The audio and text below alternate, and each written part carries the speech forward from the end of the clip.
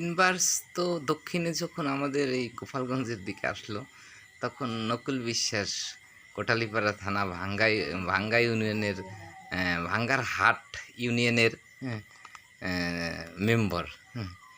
এবং উনি তো অনেক টাকা পয়সা জীবনে ইনকাম করছে যা অবৈধ রাস্তায়।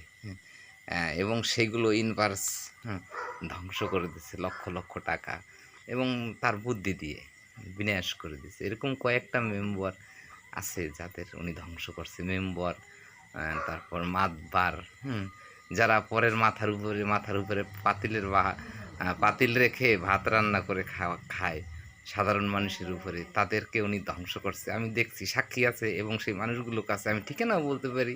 ভাঙ্গারহাট এলাকায় নকুল বিশ্বাস, বাংলাদেশের ভিতরেই। এখন বিষয় হচ্ছে কি যে এরকম অনেক পাপীকে উনি ধ্বংস করে গেছে। আর অনেক পাপীকে উনি ওই ইনভার্স বার্তায় কিন্তু বলে, এবং উনি সেখানে বসে মহাকাশে বসে ইনি ধ্বংস করবে আমাকে কথা দিয়ে গেছে। আর ওনার কথা কখনোই দুই হয় না, ইনভার্সের কথা।